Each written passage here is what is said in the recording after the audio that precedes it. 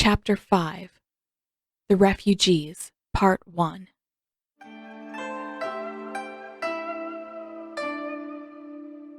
Narrowing her eyes, Katara slowly raised her arms. A swell of water rose after them and broke free from the ocean, forming a hovering orb. Clenching her jaw in concentration, she raised the ball higher and separated her hands, trying to divide the water into two parts. Instead, she lost control entirely, and the water collapsed on top of her.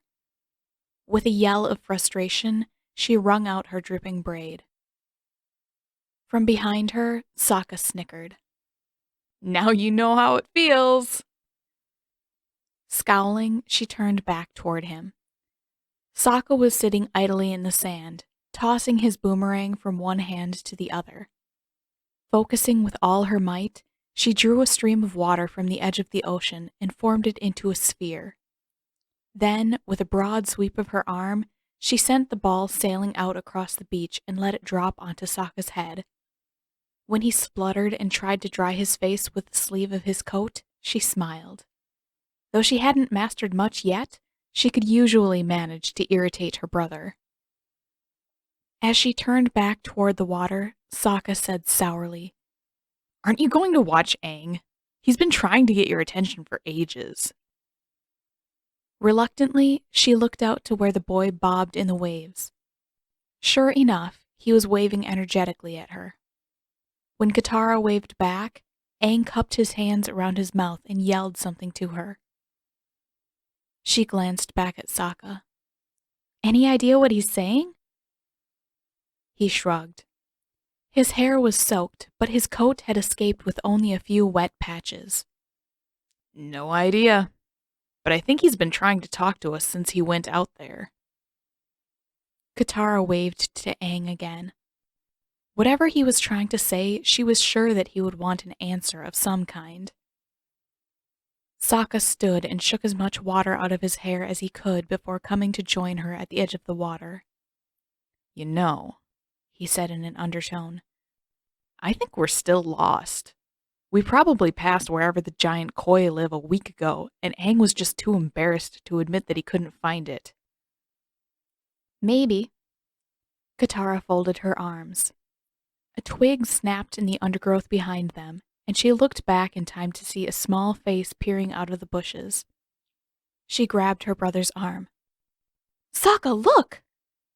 There was a flurry of movement, and the child disappeared. "What?" Sokka turned too late to see anything out of the ordinary. "A little boy was watching us." "So? At least he wasn't watching us sleep the way you and Aang watch me." "We don't watch!"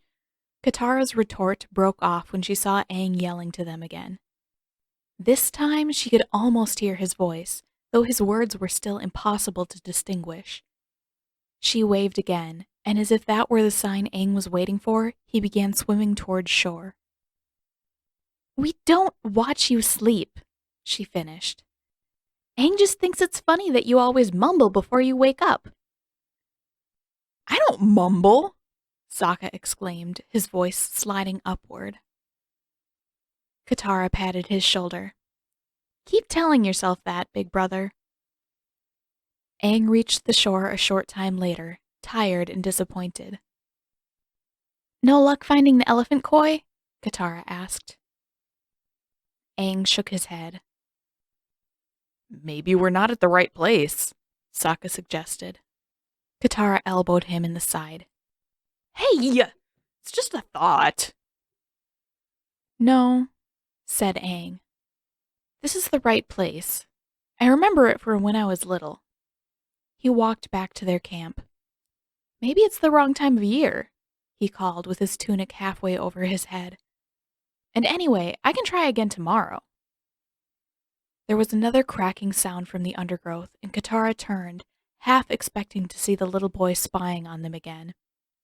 Instead, several green-clad figures rushed out of the bushes, and before Katara had time to react, she was flat on her stomach, a scratchy brown sack over her head, and she could hear both Aang and Sokka struggling. There was a hollow thump, and Sokka's voice stopped. Then a second later, Aang yelled, "Wait! I don't have my pants on yet!" A second thump followed, and everything was quiet.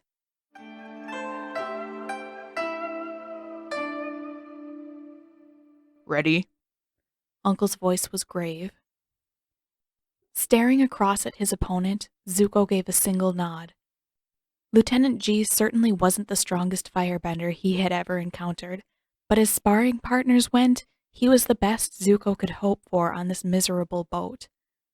G nodded too. Then begin, said Uncle. Zuko struck first. A series of quick punches sent a series of fist-sized fireballs at the lieutenant's head. With a sweep of his arm, G threw out a long, scythe-like flame which blocked the prince's attacks. He produced another sweeping flame, which Zuko deflected with a powerful kick. "Focus, Prince Zuko," Uncle said. Snarling, Zuko ducked under one of G's fireballs and aimed his own attack low enough that the lieutenant would have to leap aside to avoid it. "You aren't helping, Uncle," Zuko shouted as he darted to the side to attack from a new angle. "Focus. You cannot draw power from your breath if you are using your breath to speak." Lieutenant G swung himself around, forcing Zuko to adjust his angle again, and threw a series of fiery punches. The prince ducked under the barrage and rolled out of G's reach before springing to his feet again and unleashing a towering wall of flame. G sidestepped the attack, then advanced, sending wave after wave of fire at his opponent. Grunting with effort, Zuko managed to disperse the flames before they reached him, but each wave drove him another step backward. Too late, he realized that G had cornered him. Grinning, the lieutenant fixed his stance, but before he was able to attack again, Zuko let out a bellow and shot two identical fireballs, one aimed at the lieutenant's left knee, the other at his right shoulder. G was in no position to deflect the attack, and he dodged, throwing himself off balance. Zuko aimed one last attack at the lieutenant's head, and G fell unceremoniously backward, leaving Zuko standing over the older man in triumph. Uncle was unimpressed.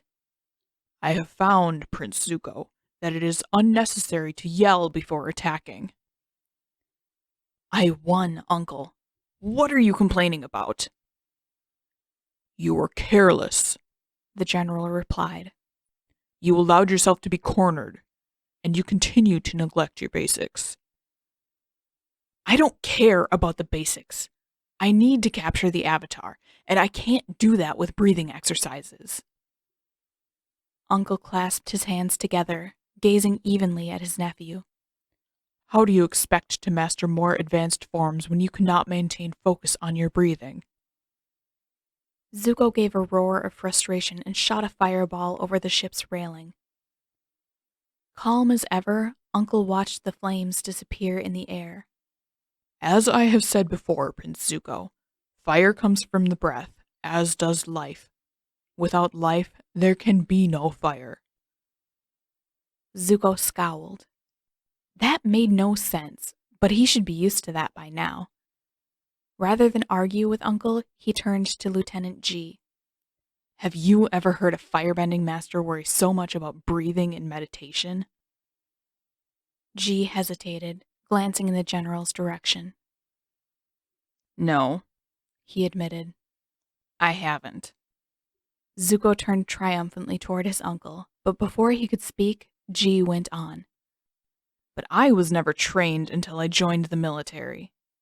I was a grown man when I met my first master, and he was nothing in comparison with General Iroh." The lieutenant turned pointedly toward Zuko.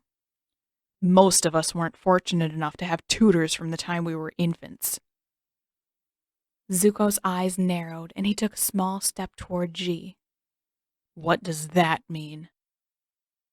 "It means, Prince Zuko, that if fighting a man who entered the military with no training is still a challenge for a prince who has been trained by one of the best masters in the world, There might be a reason why that master insists on breathing exercises. Or maybe my uncle just doesn't want to teach me more powerful firebending. Zuko snapped, turning on his uncle, eyes blazing. Uncle stared placidly back at him. I will teach you more when you show that you are ready. For today, you have practiced enough. Turning to Lieutenant G, the old man relaxed into a smile. Maybe, Lieutenant, you would like to join me in a game of Pai Sho this evening? G nodded. As long as the currents cooperate. With a loud groan of frustration, Zuko stormed off in the direction of his own cabin. You are welcome to join us, Prince Zuko, Uncle called after him. Some of the other men are planning a music night as well. Zuko slammed the door shut behind him. Uncle couldn't understand the importance of this mission, or how difficult it would be to track the Avatar and the airbending boy. Zuko himself had watched them fly off on some sort of giant white beast. His ship was fast, but the Avatar wouldn't be bound to the ocean as he was. And when he finally caught up with them, there was the problem of capturing the Avatar and her friends. He had seen the kind of destruction that the girl was capable of, and for all he knew, the airbender could be every bit as powerful. Fuming, he sat and crossed his legs. If mastering Uncle's ridiculous bending exercises was the price of the lessons that Zuko sorely needed, he supposed that it was a price he would have to pay. He straightened his back and closed his eyes, still scowling deeply. Tomorrow, he would be more persistent. Tomorrow, he would refuse to stop training until Uncle agreed to teach him something more substantial, something that would give him a better chance of bringing the Avatar down. But for today, Zuko told himself, his best option was to give Uncle what he wanted. There was a slight tap at the door, and Zuko's concentration broke instantly. Rising to his feet, he swung the door open with all the furious force he could muster. It was one of the lower-ranking men, though Zuko couldn't remember his name. What do you want? Zuko snarled at the sailor. The man gave a bow, then held up a scroll. Forgive me, Prince Zuko, but we've just received word of the Avatar's location.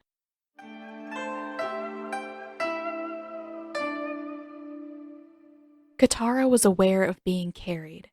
There was a pair of hands looped under her arms and another holding her ankles. Whoever their attackers were, they were at least gentle. Closing her eyes, she tried to concentrate on the sound of their footsteps. There seemed to be fewer of them than she had thought at first, enough to carry her and the two boys, but no more than that. She couldn't be certain how far she was carried before the hands around her ankles loosened, and those at her shoulders propped her up against a pole of some kind. A rope wrapped around her waist, and through the coarse brown fabric of the sack, she thought she could make out the top of a head. That was unusual, she thought. She wasn't particularly tall herself, but this person barely came up to the level of her nose.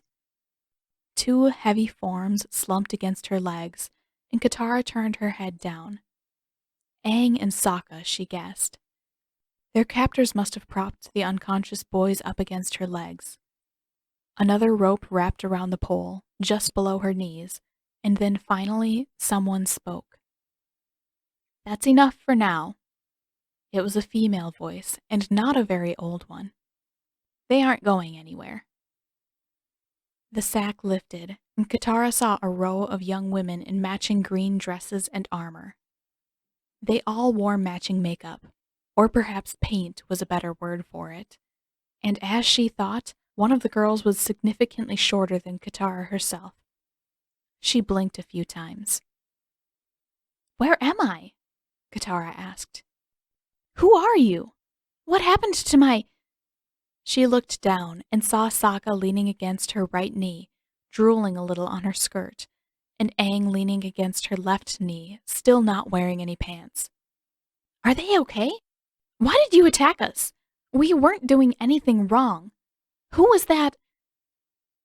"Whenever you're finished." It was the same voice as before, and its speaker looked much the same as the others, though her stance was undeniably firmer. Katara stopped talking. The other girl nodded. Good. Now before we answer any of your questions, we have a few of our own. Understand? Katara nodded. Who are you? My name is Katara. The girl gestured toward the boys. And they are? That's my brother Sokka and our friend Aang. And what are you doing on our island? Are you Fire Nation spies? What? Katara asked, incredulous. No, we came from the Southern Water Tribe. We're just trying to get to the North Pole. She struggled against the ropes. Who are you people?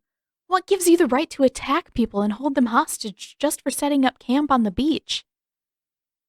The other girl folded her arms. We're the Kyoshi warriors.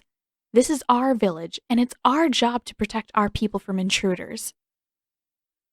Katara craned her neck to the side.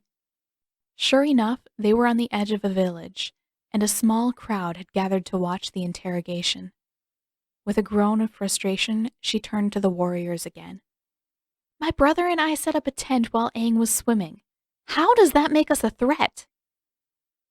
You could have been signaling a ship. But we weren't. Why then?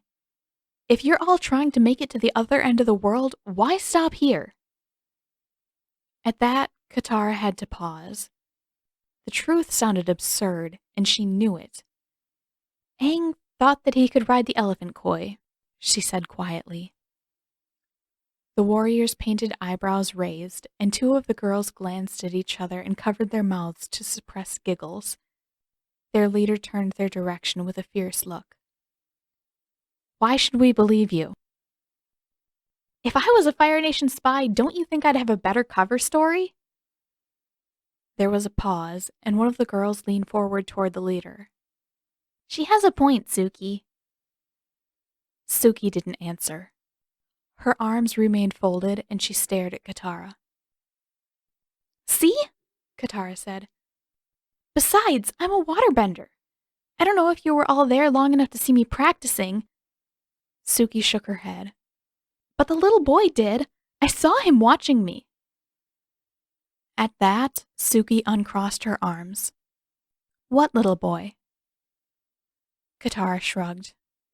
I don't know, just a little boy.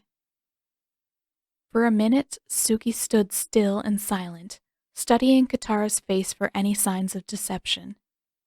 Finally, though, she turned back to the other girls. Wake the others up, she ordered. If their stories all agree, we check their camp for anything suspicious and move everything off the beach. The other girls sprang into action. Several of them drew out ornate golden fans and crouched, ready to attack, while two others ran forward with small glass vials and held them under the boys' noses.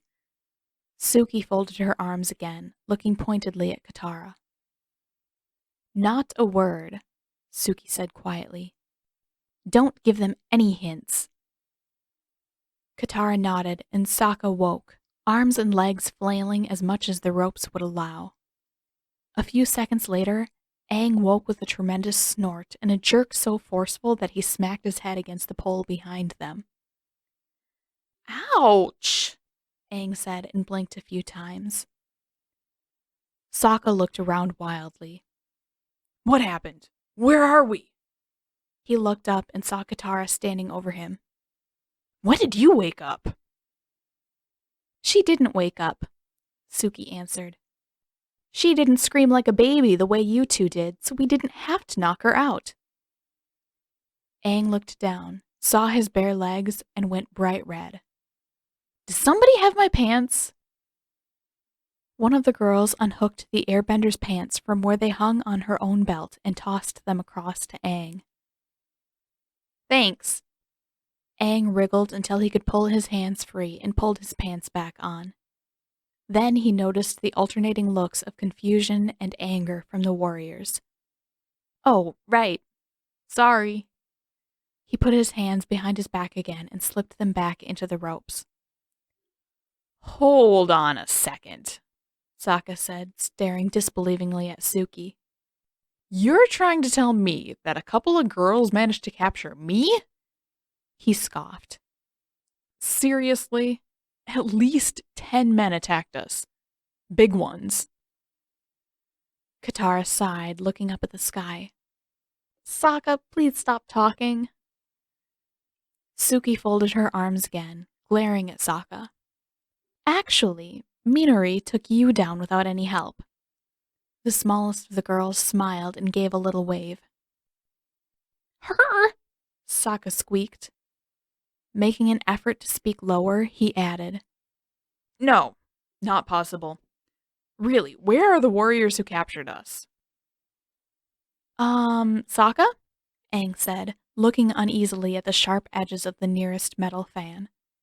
We're their prisoners. Maybe you should stop arguing. Wise choice, Suki said, turning toward Aang. If you answer our questions, we might decide to let you go. Aang nodded. So, asked Suki, why did you come to our island? That's easy, Aang answered. We were on our way to the North Pole and we wanted to have some fun, so I decided that we should ride the elephant koi. Don't admit to that, Aang, Sokka protested. It makes us sound like a bunch of dumb kids. Katara kneed him in the side of the head, and he scowled up at her. Suki ignored the older boy. And who are you? I'm Aang. And where are you from? Aang hesitated. Well, I was at the South Pole for a long time, but I'm actually from the Southern Air Temple. Suki looked skeptical. Really? Yeah. Aang freed his hands again and picked up a handful of pebbles. I'm an airbender. As a demonstration, he caused the pebbles to hover between his hands and whirl around one another at an almost impossible speed. Actually, he added slyly, seeing the look of wonder on two of the younger girls' faces, I'm the Avatar, and Katara! She jabbed him with her toe and interrupted. I'm a waterbender. I already told them that part, Aang. Suki looked between Katara and Aang a little suspiciously, then finally turned back to the other warriors. We'll take these two when we check their camp. Minori, the littlest of the girls, gestured toward Sokka with her fan. What about him? He stays here for now, Suki answered, then smiled. I'll leave you in charge of him, Minori. What? Sokka yelped as the girls came forward to free Katara and Aang. You heard her, Minori replied, dropping into a fighting stance with a grin. I'm in charge.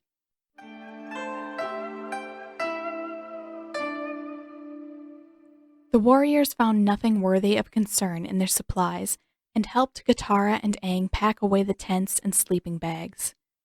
When they returned to the village, the crowd that had gathered to watch the interrogation was still there, half watching in bemused silence as Sokka glared at the small warrior guarding him, half waiting for the others to return. In the short time that they had been gone, word had spread throughout the village that the Avatar had come, and Aang was instantly surrounded by admirers. One young man at the back of the crowd even foamed at the mouth in his excitement. Katara was nudged and elbowed away until she wound up next to her brother again. Even after he was freed, Sokka refused to make eye contact with her and stood sullen, his arms folded, staring after the warriors. Katara rolled her eyes at him. A man named Oyaji gave them a room to use for the length of their stay, and while Aang reveled in the attention from the villagers, Sokka retreated to the room to sulk. By the time that night fell, Katara was sick of her brother's moping and thoroughly annoyed with Aang's attitude toward his newfound fame. When she woke up the following morning and both boys' behavior promised more of the same, Katara excused herself. There was a stream just outside the village.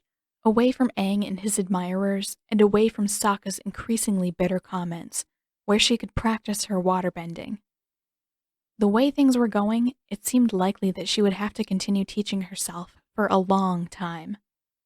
For nearly an hour, she practiced aimlessly, experimenting with different motions, testing herself to see what forms she could shape the water into.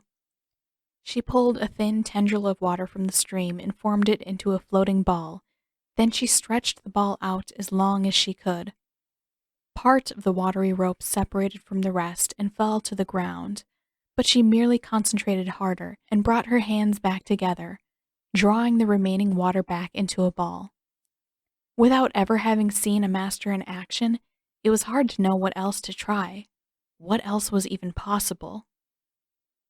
At that thought, Katara stopped herself. She had seen more powerful waterbending. Though her memory was unclear, the images of herself driving Zuko's ship away from the village still lingered in her mind. Taking a deep breath, she stared down at the stream, trying to remember how she had managed to create such a massive wave.